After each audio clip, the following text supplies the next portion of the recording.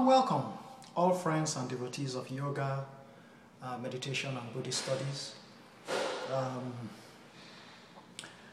I'd like to continue reading The Art of Living. We are now on The Art of Living. The Art of Living. For those who are watching for the first time, no problem. You just go to the website attached to this video. I have everything. The coursework is on the website attached to the video.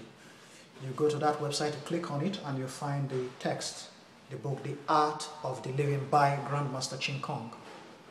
Grandmaster Ching Kong is one of the leading Buddhist authorities, Chinese Buddhist authorities of our time. So if you are already on The Art of Living, you may proceed. We'll start reading from page 9. We'll start reading from page 9. Okay, in the Visualization Sutra, the 3 conditions are the foundation of cultivation in Buddhism.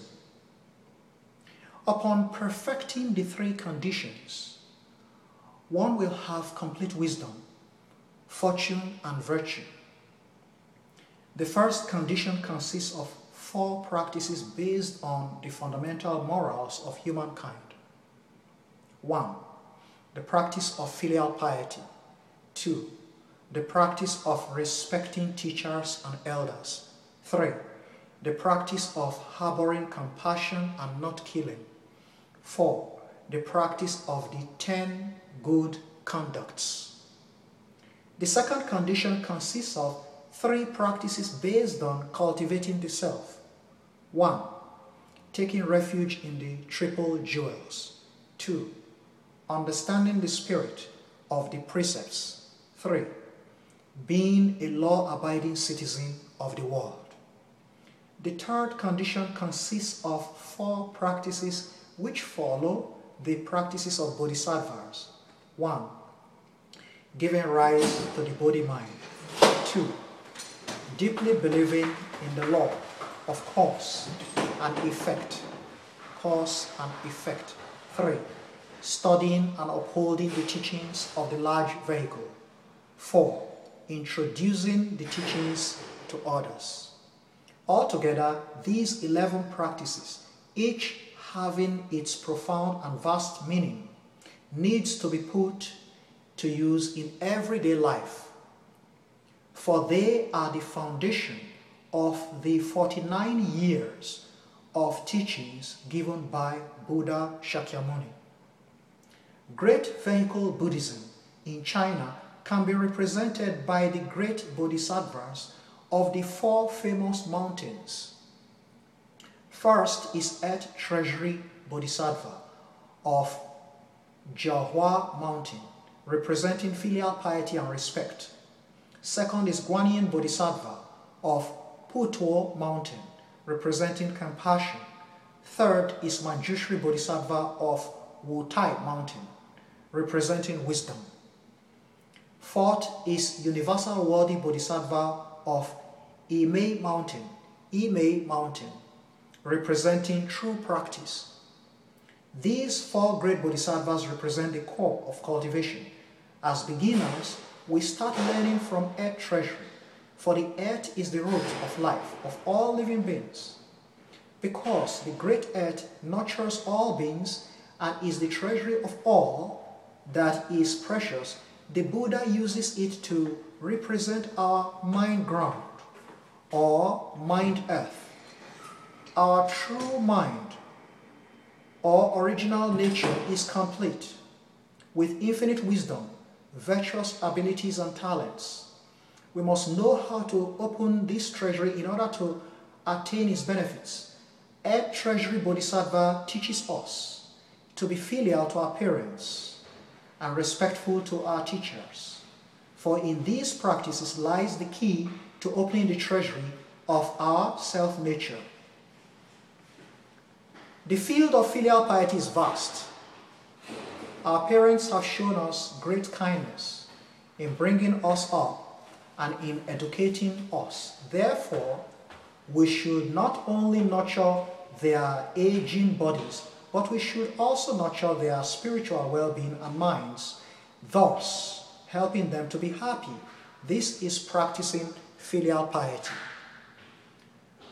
Regarding the practice of filial piety, we should strive to do our best in living up to our parents' expectations. When they wish us to be good persons and to benefit society, we should do so. To act otherwise will be unfilial. For children going to school, it will be unfilial to do poorly in schoolwork, causing one's parents to be worried and disappointed. It will be unfilial if one's conduct was poor, or if one's health was poor, or if one was disrespectful to one's teachers or could not get along with others. After reaching adulthood and entering society, it would be unfilial to be rebellious towards one's boss or unable to cooperate with co-workers, causing one's parents to worry. From these, we realize how vast the field of cultivating filial piety really is. And that the entire Buddha Dharma is actually just teaching the way of filial piety in Buddhism. The perfection of filial piety is only completed upon reaching the unsurpassed enlightenment of Buddhahood. Nowadays, humankind has been seriously polluted in heart, thoughts, views, spirit, and body, thus leading to the appearance of many strange illnesses. The root cause of illnesses and disease. The root cause of illness and disease is pollution. If one's body and mind are pure, one will not fall ill or grow old. To not become ill or grow old is true happiness.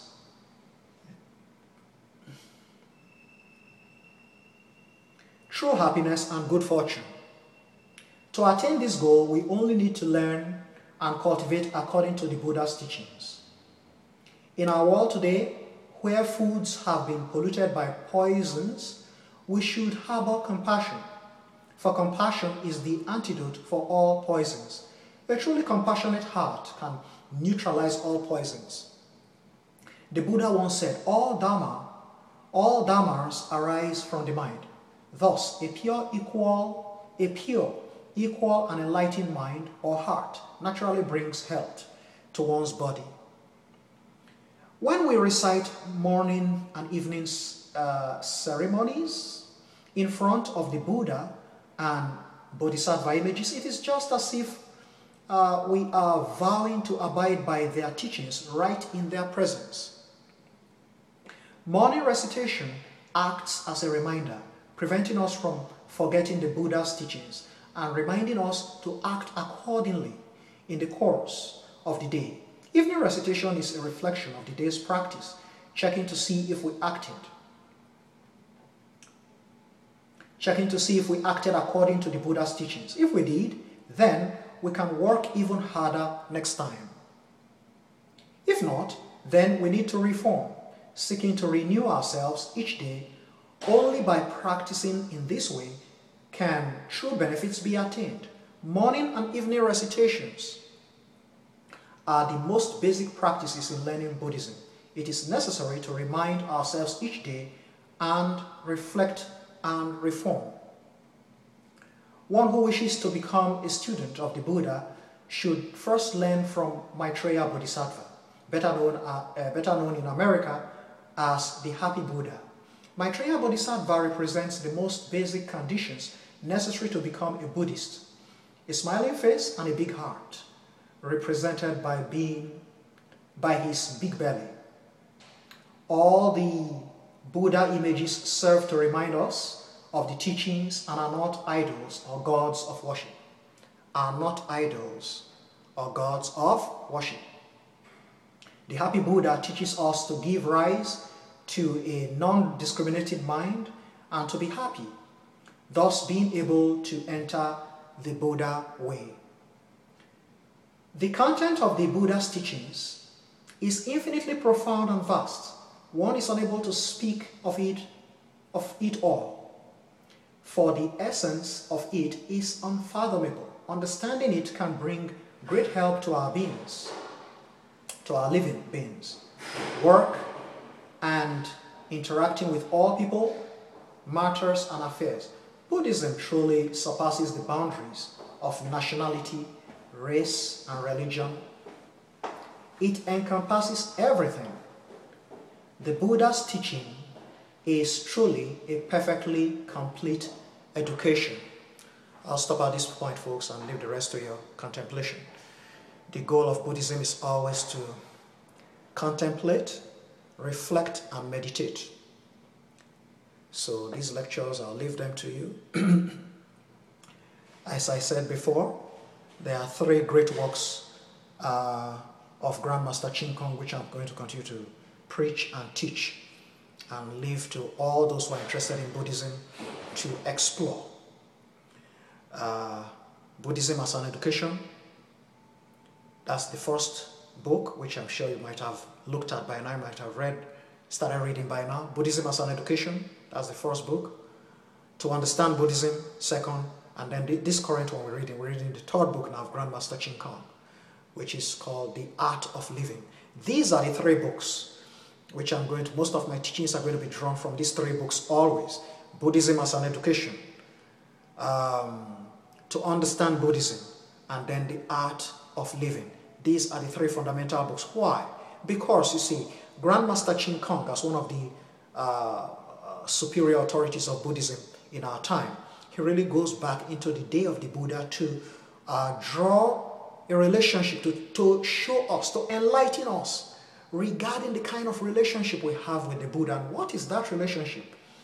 It's a teacher-student relationship. I'm going to continue to emphasize on this. Teacher-student relationship. I do not consider myself a sinner. I consider myself a student. I consider myself a researcher. I'm a searcher for knowledge. I seek knowledge. I seek to know. I seek always one who will teach me, who will instruct me. So Grandmaster Ching Kong brings a lot of light to us. We are not sinners when you understand Buddhism. We are students. We are researchers. We seek knowledge. And who is our teacher? The Buddha.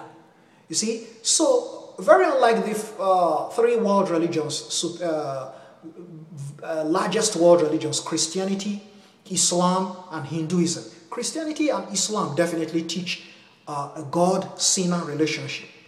God is perfect and almighty. Humankind, human beings are sinners. I don't like that idea and I don't buy it. That's not the best idea in my own belief. So that's Christianity and Islam's ideas. Almighty God is there somewhere, He's perfect, and human beings are sinners. I reject that idea completely. I don't like that idea at all. Then Hinduism, I think, has a similar idea. Hinduism have gods up there that are worshipable, and then humankind as sort of imperfect beings, and human beings are encouraged to worship Krishna, which is okay. Hindu Hare Krishna teaches that worship of Krishna. I don't know how much they talk about sinfulness, because they don't really talk much about sinfulness. In Bhagavad Gita, Krishna says that if a person brings as little as a flower, just a branch of, even a leaf or a flower, and comes to the Krishna temples and prostrate before him, if that person was the worst sinner in the whole world, those sins will be, vacated by him, Krishna, who is the Supreme Personality of Godhead. Krishna declares that in Bhagavad Gita. So I don't think Hindus will have sins if you follow that instruction in Bhagavad Gita. Because what is said there, what Krishna is saying there is that the poorest person in this world, if that person comes and adores him in the temple, all the sins of that person be forgiven. So, but I don't know, I've never really been a Hindu, so I've never really gone to practice Hinduism, so I don't know how much to do. But from my studies of Christianity, Islam, you have a God-sinner relationship. God-sinner. Human beings are always sinful. There is no perfection. The Pope is sinful. There is nobody on earth who is perfect. That's it. Every human being commits sins. Well, it's an idea. Now, we are not saying that the idea is incorrect. It's an idea. But in my opinion, I don't like that kind of idea. I prefer, I prefer the Buddha's idea of teacher-student. The Buddha is our teacher. Now, the Buddha, we don't worship in Buddhism. Buddha is just a teacher. You see? So it's like a professor and students. We can be Buddhas tomorrow. That's why I prefer the Buddha's idea. Because the idea, if you read these 3 books, works of Grandmaster Ching Kong, Buddhism as an education, read it. To understand Buddhism, read it. This one I'm teaching you now, The Art of Living, read it. You will find that Grandmaster Ching Kong has shown us the relationship between us and the Buddha is a teacher-student relationship. Perfect. That's what I am. When I come into this world, I come clean. I did not come sinful in this world. I reject all those teachings of original sin, the little baby that mother gave birth to. Do you honestly believe that the little child that is born in the maternity at this point is a sinful baby? I don't buy that teaching. I don't believe it. A little child comes clean. It's clean is the purest being in the whole world. So Buddhism supports these ideas. But it's not instructed. It needs to be instructed. So we come before our parents as our first teachers and they start teaching you language. They start teaching you, how to count, A, B, C's, and so on. So that's teacher-student. So the relationship is teacher-student. The Buddha, of course, as Grandmaster Ching Kong points out, is our teacher. And we are students. That I agree with. So that for the rest of life, we are students. I consider myself a student who seeks knowledge, more knowledge all the time. I don't consider myself a sinner. I don't consider you a sinner. We are just students. And as students, we seek knowledge. A student seeks knowledge from a superior. And the most superior is the Buddha, who is the supreme teacher. So we come to the Buddha to get knowledge. We study. You don't know something, you learn it. You don't know the next, you learn it. Oh, I didn't know about this. You ask your classmates. Somebody may know in class. Please, do you know about this? Do you know about this? Which one is going to come in the exam? We are students. I believe that the whole world of humanity are students. Teacher-student relationship. Everybody in this world is trying to learn something. That's what I believe. Human beings are students. They try to learn something. Nobody knows everything. So people are trying to learn. And then when you find somebody who knows, you say, please instruct me. Can I learn about this? So I leave that to you. You contemplate on that. You meditate. If you have any questions, you know how to get in touch with me. My email address is c.aburime@hotmail.com or Color College, color spelled British, colorcollege@hotmail.com. Have a pleasant day, folks. It's midweek today. Enjoy Wednesday. Namo Amitofo.